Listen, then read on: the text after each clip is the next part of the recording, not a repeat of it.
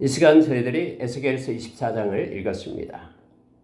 여러분, 에스겔서 24장에서는 에스겔의 아내가 죽게 되는 사건이 나타납니다. 다른 성경 어디에도 에스겔의 아내에 대한 언급이 없는데 이 부분만 에스겔의 아내가 나와서 죽게 되고, 에스겔의 죽음을 통해서 또 하나님께서는 그곳에 있는 하나님의 백성들에게 말씀을 그렇게 전하게끔 하는 내용이 나와 있습니다.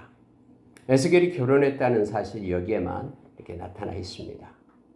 근데 여러분, 하나님께서 에스겔에게 갑작스럽게 너가 기뻐하는 것을 한 번 쳐서 빼앗게 될 것이다, 이렇게 말을 하죠. 여러분, 기뻐하다라는 것은요, 사람마다 잘 모릅니다. 겉으로는 두 부부가 사랑하면서 그런 척하지만은 내면의 그 깊이에 대해서는 아무도 모르죠.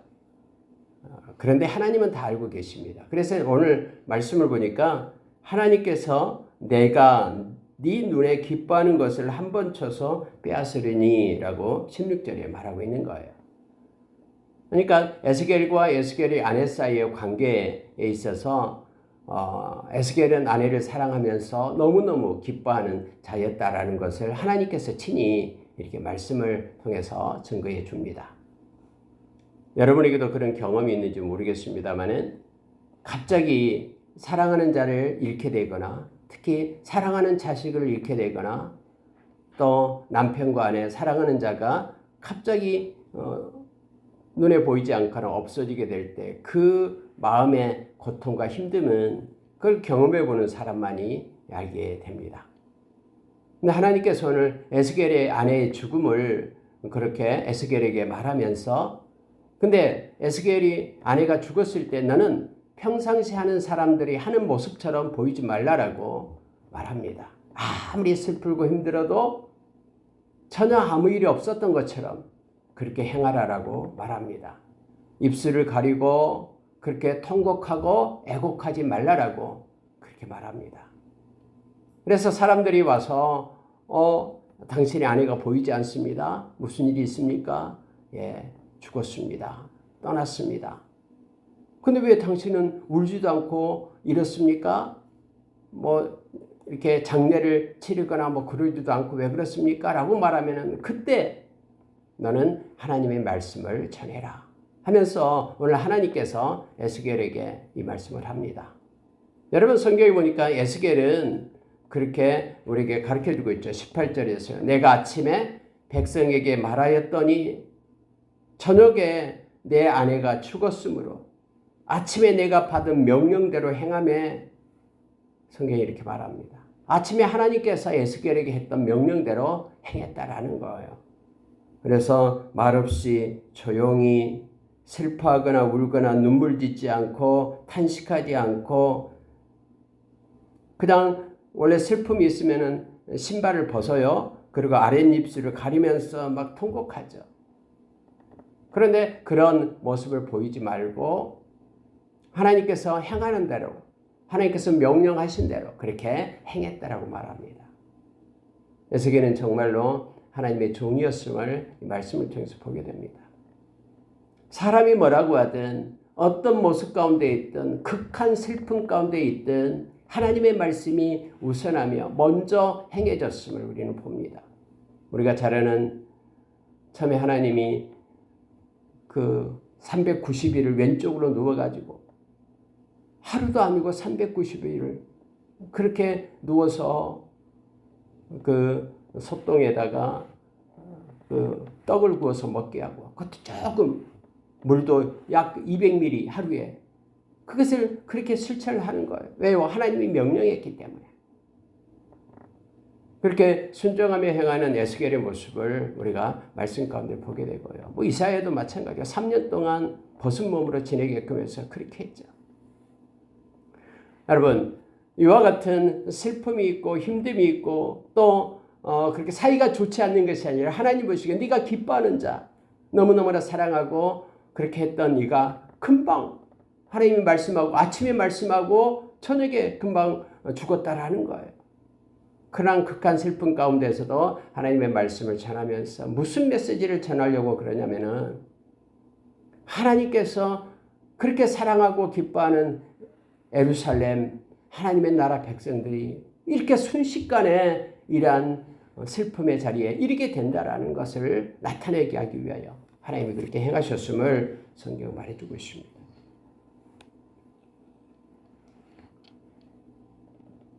여러분 오늘 말씀 24장 1절을 보니까 아홉째 해 열째 달 열째 날에 여호와의 말씀 내게 임하여 이르시되 인자야 나는 날짜 곧 오늘의 이름을 기록하라.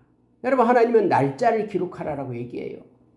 아홉째 달이다 그러면은 이제 포로로 잡혀온 지 아홉째 달이 되었다라는 거죠. 히스기야 9년째가 되었다라는 거예요. 왜냐하면 포로로 잡아가고 히스기야를 세우고 왔기 때문에 그 연수가 똑같죠.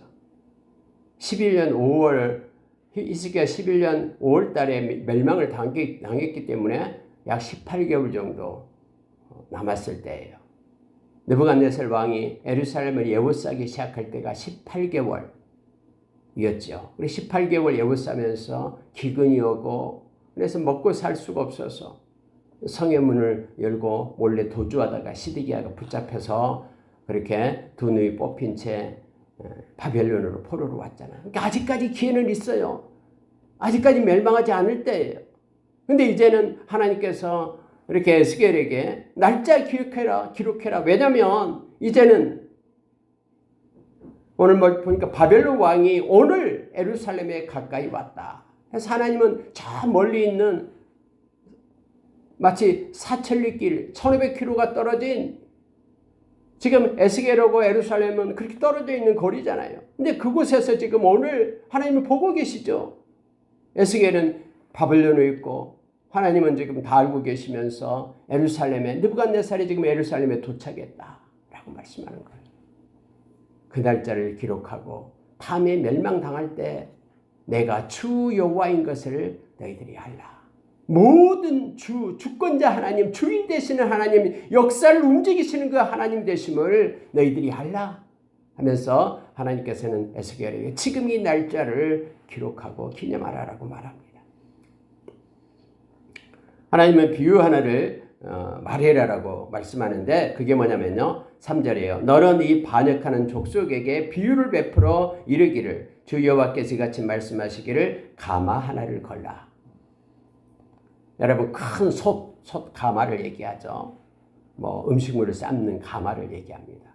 큰 가마를 하나라 걸라라는 거예요. 에스겔은 특히 비유를 가지고 많이 말했죠. 그래서 앞에서도 비유를 말하는 자라는 조롱거리를 그러나 그것은 이루어지지 않을까라고 그렇게 막 말하는 백성들의 그냥 말소리를 조롱하는 소리를 듣기도 했잖아요. 오늘도 여러분 하나님께서는 비유를 해라라는 거예요. 말로 해서는 그들이 다 알아듣지 않고 그러나 비유를 통해서 그들이 한 명이라도 시청과 교육을 통해서 주님께로 돌아오게 되고 회개하게 된다 그러면 하나님께서는 천하보다도 귀한 생명을 얻었기에 에스겔에게 그렇게 비유로 말하라라고 하는 거예요. 퍼포먼스를 해라라는 거예요. 에스겔은 큰 가마 하나를 겁니다. 그리고 양떼 중에 양을 한 마리 잡아가지고 각을 떠요. 그러니까 안에 내장을 버린다라는 거예요. 그리고 그것을 이렇게 덩이덩이 잘라가지고 물을 붓고 그 안에다 넣고 뼈도 골라가지고 다 집어넣었어요. 그리고 그 가마 밑에다가 불을 떼기 시작하는데 불을 멈추는 것이 아니에요. 딱 몇 시간만 불 떼고 하는 것이 아니라 계속해서 불을 떼는 거예요. 그래서 여러분 가마 안에 있는 고기가 다 물러지게끔 하고요. 심지어 가마 안에 있는 고기가 타고 뼈들도 타고 그리고 다음에 가마를 부어놨는데도 빈 가마인데도 밑에 계속해서 불을 떼라는 거예요. 가마 안에 있는 그 녹들이 녹여서 막 허물어질 때까지 계속해라 하는 이 비유를 하나님께서 에스겔로 하여금 행하게끔 그렇게 합니다. 6절 보십시오. 주 여호와께서 이같이 말씀하시니라 피를 흘린 성읍 녹슨 가마 곧 그 속에 녹을 없이 하지 아니한 가마여 화 있을진저. 7절에 그 피가 그 가운데 있으며 피를 땅에 쏟아 티끌에 덮이게 하지 않고 맨 바위에 두었도다. 내가 그 피를 맨 바위 위에 두고 덮이지 아니하게 함은 분노를 나타내어 보응하리 함이로다. 여러분 그때 당시에 동물의 피를 흘리면은요 반드시 땅에 붓고요 흙으로 덮어야 됩니다. 이 피는 생명이기 때문에 하나님께서 이렇게 명령했죠. 근데 오늘은요 이 피를 갖다가 바위 위에다가 두게끔 한다라는 거예요. 사람이 다 보게끔. 근데 그렇게 한 이유가 있다고 말합니다. 하나님께서 분노를 보이시며 응답을 보응하고 있다는 것을 보게 하기 위함이다라고 말합니다. 나무를 많이 쌓고 고기를 삶아 녹이고 조리고 태우고 그리고 놋을 달구어서 그 속에 더러운 것을 녹게 하며 녹이 소멸되게 하라. 이렇게 에스겔에게 말하는 거예요. 녹슨 큰 가마를 가지고 이렇게 행하라고 말합니다. 여러분 성경에는 그럼 이 녹슨 가마가 바로 예루살렘이라고 말합니다. 그럼 녹슨 가마 안에 든 고기는 바로 예루살렘 백성들을 얘기하고 있죠. 특히 지도자들을 얘기하고 있습니다. 그때 당시 여러분 그들은 뭐라고 얘기했냐면요. 이 예루살렘 성은 이렇게 난공불락의 요새이기 때문에 우리를 절대로 해하지 못할 것이다. 그리고 우리는 이 가마 속에 들어있는 이 좋은 고기처럼 그 어떤 외부 세력으로부터도 우리는 안전함을 갖게 된다라고 그렇게 주장하고 속담을 폈고 거짓 선지자들이 이렇게 외쳤어요. 예루살렘에서요. 근데 하나님이 지금 그것을 가지고 말씀하고 있는 거예요. 그 큰 가마처럼 그 안에 든 고기가 다른 외부로 바람이 불거나 다른 어떤 그로부터 또 일이나 늑대가 와서 훔쳐가지도 못하게끔 뚜껑을 담아놓은 그래서 안전하다라고 말하지만은 하나님께서 불을 지피겠다고 말하는 거예요. 회개하지 않으면은 그래서 그 안에 드는 고기가 안전한 것이 아니라 다 그게 국물이 졸아지고 뼈가 태워지고 다음에 쓸모없어 버려지게 되고 그 예루살렘 녹슨 그 가마가 그 녹이 제거될 때까지 그렇게 불이 태움을 받는 그러한 일들이 있게 될 것이다라고 심판을 지금 하나님께서 이 비유를 통해서 말씀하고 있는 거예요. 에스겔을 통해서. 12절 보시기 바랍니다. 이 성읍이 수고함으로 스스로 피곤하나 많은 녹이 그 속에서 벗겨지지 아니하며 불에서도 없어지지 아니하는도다. 너의 더러운 것들 중에 음란이 그 하나이니라. 내가 너를 깨끗하게 하나 네가 깨끗해지지 아니하니 내가 내게 하나님이 네게 향한 분노를 풀기 전에는 그 더러움이 다시 깨끗해지지 아니하리라. 하나님이 선지자를 통해서 수많은 선지자 특히 예레미야를 통해서 그렇게 외치고 돌아오고 회개하고 깨끗함을 얻고 정결함을 얻고 거룩한 하나님의 백성으로 세우기 위하여 그렇게 노력했지만은 아무리 그렇게 외쳐도 너희들이 깨끗해지지 않는다라는 것은 회개하고 돌아오지 않는다라는 뜻이에요. 그래서 하나님께서는 너를 향한 하나님의 분노를 진노를 쏟아붓겠다라고 말하고 있습니다. 그래서 그 날짜 기록하라라는 거예요. 지금 바벨론 왕이 예루살렘에 지금 오늘 도착했다. 지금부터 이제 예루살렘을 향하여 불을 떼기 시작할 거다. 하면서 예루살렘의 멸망을 지금 말하고 있습니다. 14절에 보면 나 여호와가 말하였은즉 이 일이 이루어질지라. 하나님이 말씀하시면 반드시 이루어지고 성취된다라는 거예요. 백성들은 비우기 때문에 그대로 이루어지지 않는다. 무슨 그런 일이 있느냐. 우리는 보호함을 받는다. 라고 말하지만 하나님께서 말씀하셨기 때문에 이루어짐을 너희들이 목도하게 될 거다.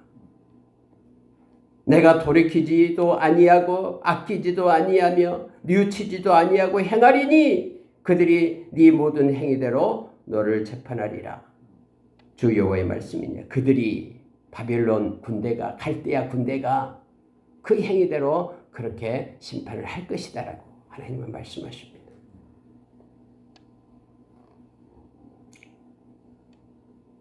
아까 서두에 말씀을 했습니다마는 하나님께서 또 한 가지를 에스겔 아내의 죽음을 다시 말씀을 합니다.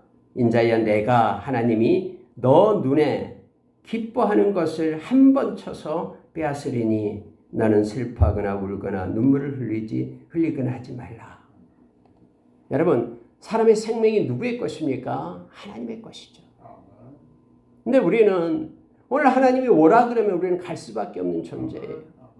에스겔의 아내를 통해서 지금 하나님은 그걸 나타내주고 있는 거예요. 내가 오늘 그의 생명을 데려가겠다. 하나님은 너무나 잔인하십니다. 왜 에스겔의 아내까지 뺏어갑니까? 라고 우리가 생각할 수도 있습니다만은, 여러분, 여기서는요, 오늘 네 아내가 죽게 될 것이다 라는 걸 하나님께서 가르쳐 주신 거예요. 사람마다 정한 그런 생명의 길이가 있잖아요. 근데 네 아내의 생명의 길이가 오늘 다 했다. 그래서 네가 아끼고 사랑하는 네 아내를 오늘 내가 데려갈 것이다. 그렇게 하나님께서 말씀하셨고요. 하나님은 말씀하신 대로 그 아내가 오늘 밤에, 오늘 오후에 저녁에 죽었다라고 말하잖아요. 여러분, 하나님은 말씀하시면은 말씀대로 이루어져요. 왜요? 하나님은 주권자이시기 때문에. 우리 주변에 여러분, 저도 뒤돌아보면 그렇습니다만은 좋아했던, 친했던 친구들요, 또 존경했던 우리 목사님들 지금 없어요. 벌써요. 저에게 그 주례를 섰던 목사님도 저보다 12살밖에 안 맞는데 벌써 돌아가신 지 오래됐죠. 함께 있던 호주의 선교사를 갔던 친구도 같고요. 여러분, 하나님께서 이 생명이 우리 게 아니기 때문에 그래요. 하나님께서 우리의 생명의 주인이 되기 때문에 하나님이 원하시면은 또 정해진 그런 시간의 길이만큼 우리가 살다가 하나님 앞으로 가는 거예요. 근데 우리는 살아있을 때는 우리가 계속해서 살 것 같잖아요.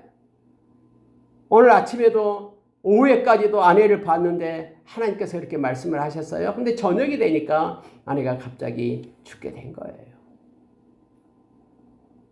하나님께서는 그런데 아내가 죽을 때에 미리 에스겔에게 말씀을 한 거예요. 아내가 죽을 때 슬퍼하거나 그렇게 하지 마라. 평상시 장례를 치른 것처럼 하지 말고 조용히 지내라. 그러면 사람들이 와서 갑자기 아내가 보이지 않으니까 어떻게 돼서 죽었어요. 그런데 왜 울지 않고 통곡하지 않습니까? 라고 얘기할 때에 그들을 향해서 나는 말해라 라고 말합니다. 자, 21절입니다. 너는 이스라엘 족속에게 이르기를 주 여호와의 말씀에 내 성소는 너희 세력의 영광이요 너희 눈의 기쁨이요 너희 마음의 아낌이 되거니와 내가 더럽힐 것이며 너희의 버려둔 자녀를 칼에 엎드러지게 할지라. 갑작스럽게 에스겔의 아내가 죽은 것처럼 지금은 평안하다 안전하다라고 말하지만은 하나님의 때에 내가 너희들이 생각하는 내 성소, 하나님의 성전을 얘기합니다. 예루살렘 성전, 솔로몬 성전을 얘기하고 있는 거예요. 그들이 이곳은 하나님이 계신 곳이기 때문에 그 이방 민족도 이걸 없앨 수 없고 우리가 하나님 앞에 예배하기 때문에 하나님 우리를 지켜주실 거라고 말하는, 그러면서 한쪽으로는 우상 숭배를 하면서 마음으로부터 회개하지 않고 하나님을 떠나 있는, 그래서 그들은 세력의 영광으로 생각하고 너희의 눈에 기쁨으로 여기고 너희의 마음에 아낌을 가지고 있는 이 거룩한 성전, 그건 내가 더럽힐 것이다 라고 말합니다. 마치 에스겔이 네가 아끼는, 네가 기뻐하는 너희 아내, 순식간에 그것이 아내가 죽은 것처럼 이 예루살렘 성전이 순식간에 그들에 의해서 불타게 될 것이다. 내가 더럽힘을 당하게끔 버리겠다라고 하나님께서 말씀하십니다. 그리고 너희들이 사랑하는 자녀들, 이 부모는 자녀를 사랑하잖아요. 근데 아끼고 사랑하는 그 자녀들, 그들이 칼에 엎드려지게 될 거다 라는 것을 에스겔의 아내의 죽음을 통해서 하나님께서는 그들에게 전하게끔, 에스겔을 통해서 전하게끔 그렇게 하셨음을 보게 됩니다. 23절을 보십시오. 수건으로 머리를 동인 채 발에 신을 신은 채로 두고 슬퍼하지도 아니하며 울지도 아니하며 제약 중에 패망하여 피차 바라보고 탄식하리라.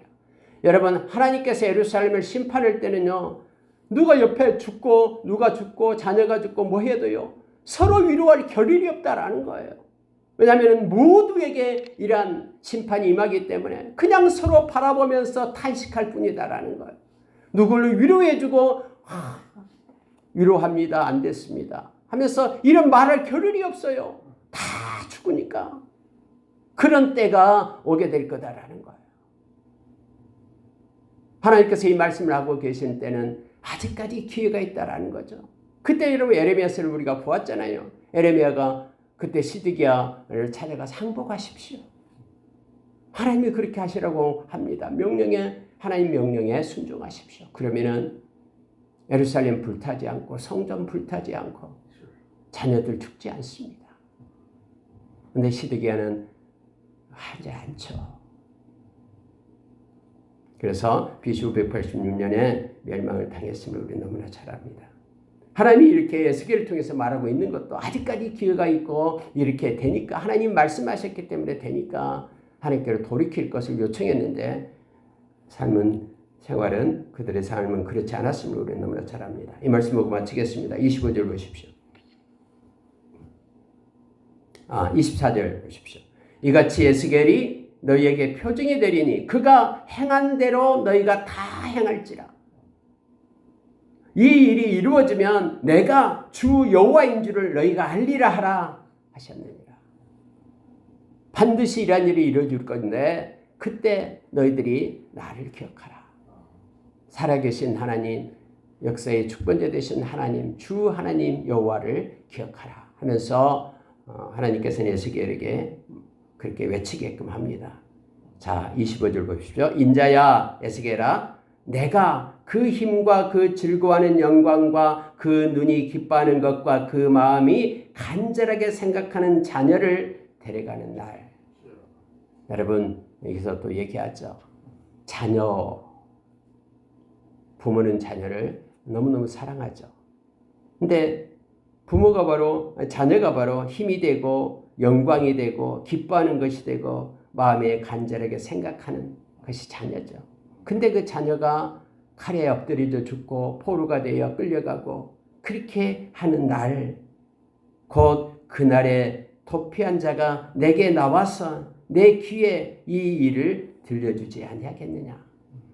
그 중에 도피하는 자, 패하는 자, 남는 자가 와서 이곳 바벨론까지 와서 너의 귀에 들려줄 것이다. 뭐 지금처럼 전화가 있거나 하면 금방 알지만은 그때 당시는 누군가가 소식을 전해줘야지만이 전령이 와서 알려줘야지만이 알잖아요. 근데 내가 말하는 것이 다 그대로 이루어졌음을 다음에 거기서 도피해서 피해온 사람에 의해서 네가 듣게 될 것이다 라고 하나님께서는 말씀을 하십니다. 그날에 네 입이 열려서 도피한 자에게 말하고 다시는 잠잠하지 아니하리라. 이같이 너는 그들에게 표징이 되고 그들은 내가 여호와인 줄 알리라. 그래서 여러분 이러한 사실이요. 다음에 바벨론에 이미 포로로 된 이들에게 들려옵니다. 그들은 통곡을 하죠. 그리고 정말로 하나님은 살아계시구나. 하나님은 말씀하신 대로 이루시는 무서우신 하나님이시구나. 해서 여러분 바벨론에 있는 그러한 이들이 하나님께로 돌아오는 은혜가 있었죠. 그래서 우리가 잘 아는 고레스 왕 때 올라갈 때 약 5만여 명이 올라가잖아요. 살아계신 하나님을 따라서 그를 섬기기 위하여. 하나님께서는요, 이 예루살렘 또 모든 예루살렘에 있는 성들, 집들, 또 성전 이것을 버리는 것보다 이것을 아끼고 또 이것을 그대로 보존하는 것보다요. 한 생명이 회개하고 마음의 중심을 하나님께 드리는 것을 더 원하신 거예요. 그래서 그 모든 예루살렘 성이 없어지고 잿더미가 되더라도 돌이켜서 하나님께로 오는 바벨론에 있는 하나님은 살아계셔. 정말로 우리와 함께 하셔. 하나님의 말씀은 그대로 성취하셔. 하면서 말씀을 붙들고 돌아오는 하나님의 백성을 한 명을 하나님은 원하신 거예요. 오늘날도 우리가 동일한 이 하나님의 마음을 보기를 원합니다. 아무리 의리의리하게 크게 건물을 짓고 그렇게 성전을 삼아 하나님께 예배하는 그거보다도 내면에 진짜 견고한 하나님의 성전을 우리의 마음 가운데 짓고 마음의 중심에 우리 주님이 계시면서 영광받고 온전함과 진실함으로 하나님께 하나님을 경외하는 예배를 하나님이 기뻐하신다라는 것을 우리가 기억하기를 원합니다. 사람은 외모를 보지만 하나님은 우리의 중심을 보심을 우리가 기억하면서 마음으로부터 하나님께 순종하고 마음으로부터 믿어 하나님의 의에 이르는 저와 여러분의 믿음의 삶이 있기를 예수의 이름으로 축원합니다. 하나님은 말씀하시고 말씀대로 성취하십니다. 그래서 우리가 하나님의 말씀을 붙들고 이 마지막 시대를 살아내며 예수의 제자로 서기를 예수의 이름으로 축원합니다. 아멘. 기도하겠습니다.